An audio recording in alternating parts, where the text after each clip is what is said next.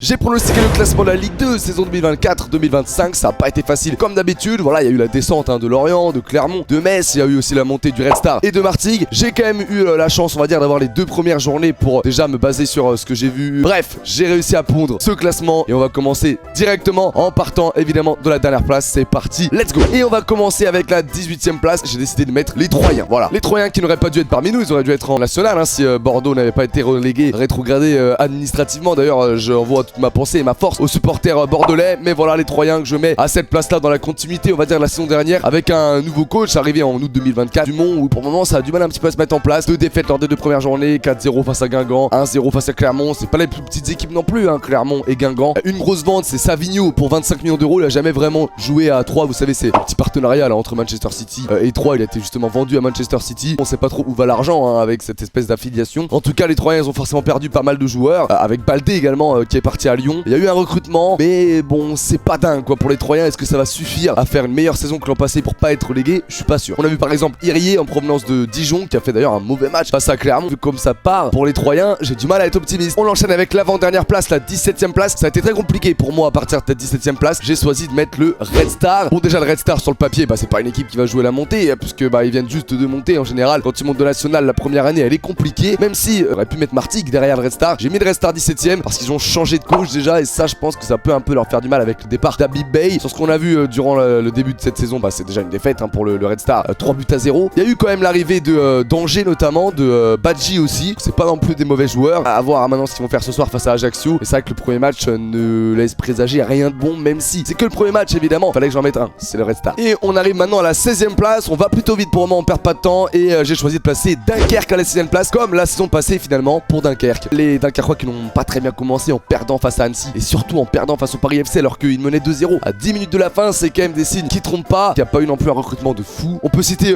Kerios, Tejan qui ont été recrutés. Il y a eu aussi le recrutement de Ewen Jawen, l'ancien gardien de Rodez.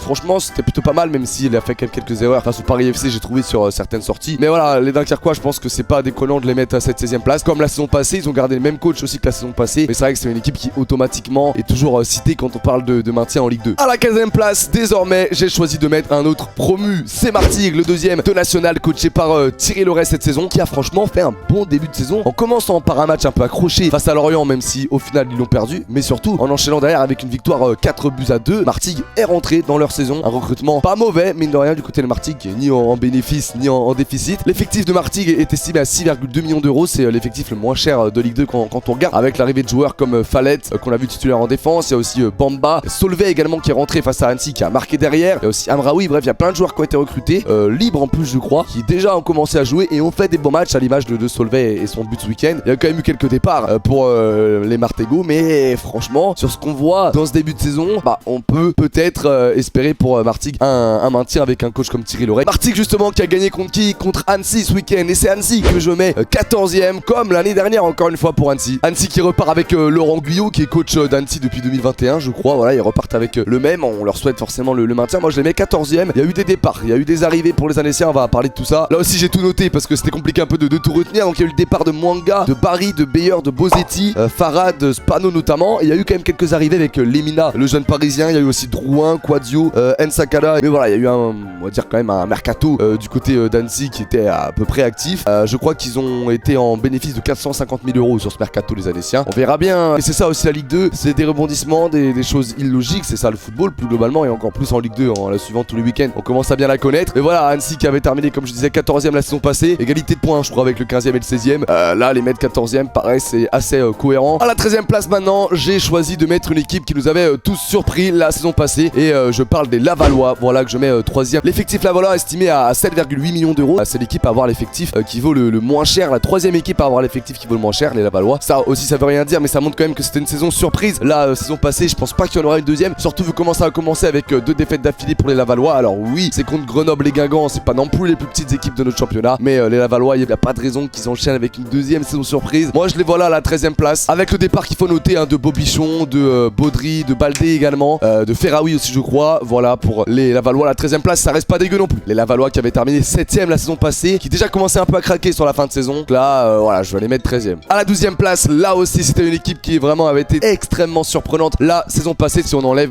les 3 promus, Saint-Etienne, Angers et Auxerre, ce sont les Ruténois que je mets à la 12e 12e place. Mais il y a eu tellement de départs pour Rodez, des départs super importants. Et on le voit dès le début de cette saison, c'est beaucoup plus compliqué pour Rodez. J'étais obligé de les mettre 12e, ce qui n'est pas dégueu quand même. Mais c'est vrai que je vois une saison un peu moins surprenante que la saison passée pour les Ruténois. Là aussi, j'ai noté 5 départs vraiment super importants pour Rodez. C'était que des titulaires. La saison passée, avec le départ de Corredor, de Danger au Red Star, de Rajo à Caen, Lucas Boades également qui est parti à Valenciennes en national, Rao Yao également est parti. Bref, tous ces joueurs-là, c'était que des titulaires. Ils sont tous partis. Là, je me base surtout sur le début de saison. Déjà, quand tu vois un mercato avec tel joueur vendu, le nombre de joueurs vendus et la qualité de joueurs vendus, bah tu te dis que forcément la saison va être plus compliquée et ça se voit dès le début de cette saison. Mais on a senti quand même des Ruténois qui n'étaient pas trop dedans. On arrive maintenant à la 11e place et là, ça a commencé à être un peu compliqué de placer certaines équipes au niveau de ces places-là parce que en Ligue 2, t'as 11 équipes, 12 équipes, 13 équipes qui peuvent toutes finir dans le top 5, voire même dans le top 3. Et là, l'équipe que je vais citer, vous allez voir, et bah c'est Amiens tout simplement à la 11e place. Voilà, j'arrête le suspense. Amiens qui est une équipe clairement qui sur le papier peut terminer même 3e, bref, peuvent terminer de partout. Bah je les mets 11e les Amiénois avec toujours le même coach Omar Daf, avec un début de saison plutôt bon pour Amiens, une défaite, une victoire. Bon voilà, on peut pas trop tirer de conclusion. Il y a eu pas beaucoup de recrutement avec 12 joueurs recrutés, c'est pas énorme. Avec l'arrivée de Vita, le latéral gauche qui avait d'ailleurs été plutôt bon face au Red Star, l'arrivée également de Dao, l'avant-centre libre en provenance de Toulouse, mais il y a eu beaucoup de départs aussi pour Amiens. Là aussi, je voulais les citer avec le départ de Jawab pour 1 million à Rennes, le départ de Kakuta, de Gélin, d'Opuku et de Dokuto notamment. Voilà, peut-être que les Amiénois, je les vois bien terminer à la 11e place. On rappelle que la saison passée, Amiens avait terminé 8e. Les voir 11e maintenant, ce serait pas dégueu, même si je pense que l'objectif est mieux. Et on arrive maintenant à la 10e place. Il s'agit d'une équipe qui joue en blanc et en rouge. Le rouge, ça me fait penser au bouton s'abonner, donc allez-y les amis, abonnez-vous si jamais c'est pas encore fait, puisqu'on est bientôt 100 000 abonnés. N'hésitez pas également à lâcher le petit like sur la vidéo, ça me ferait plaisir. Et du coup, à la 10e place, j'ai choisi de mettre Ajaccio. Ajaccio qui a plutôt bien commencé en gagnant face à Rodez, va jouer ce soir face au Red Star à l'heure où je tourne la vidéo,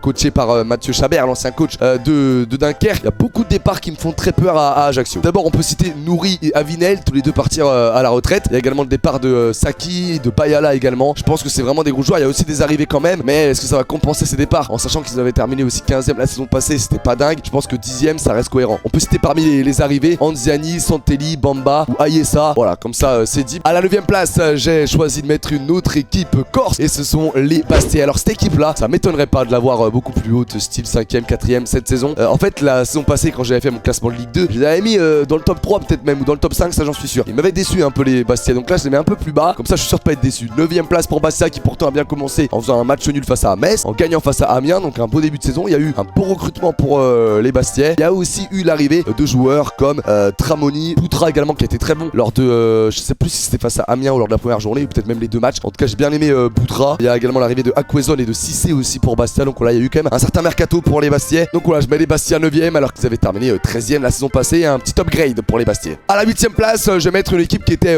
pareil aux alentours du top 10 la saison passée. Ce sont les Grenoblois. Voilà, Grenoble, c'est carrément l'équipe de Ligue 2 qui va terminer chaque année entre la 7e et la 12e place quoi. Les Grenoblois, bah là je les mets 8e. Grenoble qui a commencé la saison en gagnant dans un premier temps, puis en perdant face à Lorient. Ils ont pas non plus fait un mauvais match face à Lorient, mais voilà, on sentait quand même des Lorientais un cran au-dessus. Il y a eu beaucoup de départs qui me font peur quand même à Grenoble, c'est ce qui me fait pas forcément les mettre plus haut. Voilà, il y a le départ de Touraine, de Sanyang, de Postolacci, de Maubleu, de Montfray aussi. Bref, il y a pas mal de départs côté grenoblois, 2 arrivées. Mais est-ce que ça va suffire pour compenser ces départs? On verra. En tout cas, quand on voit le début de saison, on sent que rivaliser avec les plus gros, ça reste quand même compliqué. Après Lorient, ça reste quand même gros. Je les ai pas encore placés, vous verrez bien où je les mets. Mais voilà, les Grenoblois, 8e. Bon, à la 7e place, j'ai choisi de mettre une équipe un peu surprise. J'ai choisi de mettre Pau. Voilà, Pau qui a fait vraiment une bonne saison. La saison passée en terminant 10e, je crois, avec Nicolas Usaï comme coach, qui les recoach cette saison. Ils ont plutôt bien commencé en faisant 2-2 face à Clermont. C'est un résultat qui est pas dégueu. En plus, ils auraient même pu le gagner ce match. Et ils ont gagné, surtout ce week-end, 1-0 contre Caen. Vraiment une victoire incroyable parce qu'ils ont pris 2 cartons rouges. D'ailleurs, Pau, calmez-vous, 3 cartons rouges en 2 matchs. On va peut-être un peu se calmer, sinon il risque de plus avoir de joueurs au bout de certaines journées. Non, en vrai, les Palois, voilà, franchement, les mettre 7e, je pense que c'est cohérent par rapport au fait qu'ils montent vraiment en puissance chaque année. Ils reprennent les mêmes coachs. Il y a eu quand même pas mal de départs, avec le départ de Bassouamina, le départ de Cévé notamment à Clermont, le départ de Silla aussi à Schalke. À la 6e place de ce classement, alors même que je viens d'évoquer leur défaite un peu honteuse face à Pau, et bien je mets les Canets. Voilà, les Canets, quand ça reste toujours une équipe, une grosse équipe de cette Ligue 2, on peut pas les mettre. Pas les Canets qui ont terminé 6e la saison passée, que je remets 6e. T'as eu l'arrivée de joueurs cadres comme même Villa et Rajo par exemple, qui pour moi doivent vraiment améliorer ce collectif. Mais le début de saison, il est chaotique pour les Canets. Alors je pars du principe que ce n'est que le début de saison. On se rappelle de la saison passée où au contraire ils avaient fait un gros début de saison en boulet de canon. Bah là peut-être, j'imagine en tout cas que ça va être l'inverse, avec un début de saison très compliqué. Même si la défaite 1-0 alors que l'équipe adverse a 2 cartons rouges, ça paraît invraisemblable. On va mettre ça, on va dire, sous le coup d'une erreur. Ils vont peut-être commencer à rentrer un peu dans leur saison, les Canets. Voilà, c'est tout ce que je peux leur souhaiter en tout cas pour une équipe d'un tel calibre. Voilà, ça reste quand même le Stade Malherbe de Caen que je vais mettre 6ème. À la 5ème place de ce classement, ça commence à devenir super intéressant là, les gars. On commence un petit peu à se rapprocher des places qui peuvent potentiellement te permettre de monter en Ligue 1. Et j'ai choisi de placer un relégué, les Clermontois, que j'ai mis 5ème. Les Clermontois qui ont le 3ème effectif le plus cher de cette Ligue 2. Il y a eu beaucoup de ventes, mais aussi quelques arrivées côté Clermontois. On a vu que le début de saison est plutôt pas dégueu avec une victoire à nul pour Clermont face à Pau et puis face à 3 derrière. Quand même un bon effectif, de l'expérience, mais aussi un peu de jeunesse. Je les mets 5ème les Clermontois. D'ailleurs, on va un peu évoquer les arrivées et les départs côté Clermontois. Alors d'abord au niveau des départs, on a Alevina qui est parti au SCO, Kiei, Andrich, Gonalon, Pelmar, Ogier, Zéphane sont partis. Voilà, il y a beaucoup de départs, mais il y a aussi quand même pas mal d'arrivées avec l'arrivée de Baswamina et Sevel et de Palois qu'on a déjà vu à leur prime. Sevel, je sais pas si c'est pas depuis une passe D depuis le début de la saison ou un truc comme ça. On a également Da Silva qui est revenu alors qu'il était déjà passé à Clermont, très jeune Da Silva, l'ancien Rennais. On a Accra, un show et d'autres joueurs également qui sont arrivés côté Clermontois, clairement coaché par Sébastien Bichard. En tout cas, bon, les Clermontois, pareil, franchement c'est correct de les mettre 5ème, ça m'étonnerait pas du tout. À la 4ème place du classement, on est à deux doigts du top 3, un doigt même du top 3. J'ai choisi de mettre les 9ème de la saison passée, les actuels premiers. J'ai nommé les Guingampais qui ont commencé en boulet de canon en mettant 4-0 au Troyen. Là, ils viennent de gagner 1-0 ce week-end face à Laval. Il y a eu du départ, des arrivées côté Guingampais, mais il y a toujours de la qualité et ça s'est vérifié. Dans ce début de saison, une équipe coachée par Sylvain Ripoll, l'ancien coach notamment de l'équipe de France Espoir. Il avait coaché l'équipe de France lors des JO de Tokyo. Bon, les Guingampais qui ont très bien commencé avec le départ de joueurs comme El Ouazzani, comme Lobry, comme Guillaume. Voilà, c'est quand même des gros joueurs, surtout El Ouazzani, on connaît qui avait fait une très grosse saison. Mais il y a eu l'arrivée également de joueurs de renfort de taille. Et par renfort, j'entends surtout l'arrivée d'un seul joueur. C'est Sissoko, Alpha Sissoko, arrivé en provenance de Quevilly-Rouen, qui a fait vraiment un super match face à 3 lors de la première journée. Il en est pour beaucoup dans cette victoire 4-0 des Guingampais. Donc franchement, j'y crois. C'est une équipe qui est déjà en place. Faut pas que ça fasse comme Caen par exemple la saison passée. Et franchement, 4ème, c'est une place qui est complètement possible pour les Guingampais. 3ème place sur la dernière match du podium. J'ai choisi de mettre le FC Metz, qui sur le papier est censé être l'équipe la plus forte de cette Ligue 2. Les Messins, j'ai choisi de mettre 3ème. Il y a eu beaucoup de ventes forcément pour le FC Metz, mais aussi des belles arrivées avec des Messins qui ont plutôt bien commencé la saison en faisant un match nul un peu arraché quand même durant la première journée, mais durant la deuxième journée ils ont déroulé entre guillemets face à Rodez en gagnant 3-1, une victoire vraiment maîtrisée. On va évoquer un peu les départs et les arrivées en commençant par les départs. C'est pareil, j'ai tout noté, deux gros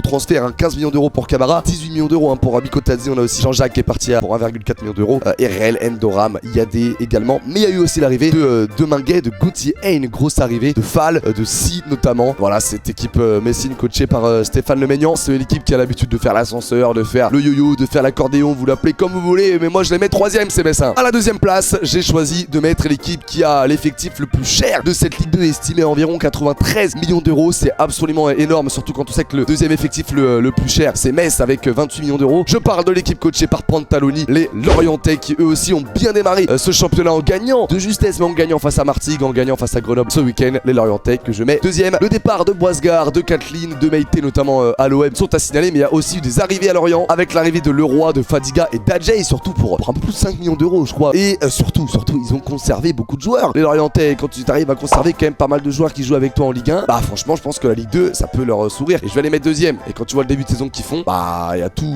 les ingrédients sont là pour les placer sur le podium. Et enfin à la première place, j'ai choisi de mettre l'équipe maintenant qui reste, vous savez sûrement laquelle. Il s'agit du Paris FC. Voilà, Paris FC qui a terminé 5ème la saison passée. C'est une équipe qui lutte pour essayer d'avoir enfin sa chance de monter en Ligue 1. Ils l'ont d'ailleurs à peu près chaque année maintenant, les Parisiens, parce que ça leur arrive souvent cette fois-ci de jouer les barrages. Voilà, je pense que ça va être la bonne en étant champion. Ils ont montré vraiment un bon début de saison en gagnant face à Caen et surtout en gagnant avec beaucoup de caractère face à Pau, gagner 3-2 alors que t'étais mené 2-0 à 10 minutes de la fin. Ça montre que t'en as quand même sous le capot, mais voilà, l'arrivée de Touraine, l'arrivée de Crasso notamment, ça je pense que ça peut être vraiment un bon élément pour le Paris FC. Attention quand même avec le départ de joueurs qui peuvent compter. Une équipe parisienne qui est toujours managée par Stéphane Guilly, ça aussi ça peut compter parce que c'est un coach qui a l'habitude de coacher cette équipe là. Mais c'est vrai que j'ai quand même évoqué les départs peuvent porter préjudice pour le Paris FC. C'est les seules choses qui me font un peu peur quand même. C'est pareil, j'ai noté ces départs pour pas en oublier et vous allez voir qu'ils sont quand même d'ailleurs très nombreux, avec le départ de Mendy, le départ de Kadi, de Mandouki, de Fadiga, de Dabila, de Filipovic et de Lannes, notamment Paul Lannes qui part à la retraite, on le sait. Parisien, quand tu vois notamment leur début de saison, c'est une équipe qui est régulière cette ancienne en Ligue 2, qui a toujours su terminer dans les plus hautes places du classement. Voilà, c'en est terminé pour ce classement de Ligue 2 les gars. Laissez-moi vous dire vraiment que j'ai galéré, je me suis arraché les cheveux pour faire ce classement. J'espère en tout cas que le classement vous a plu. Mettez-moi dans les commentaires le vôtre. N'oubliez pas de vous abonner, de liker évidemment. On est bientôt 100 000 abonnés les gars, merci à vous et je vous dis à la prochaine. Ciao ciao.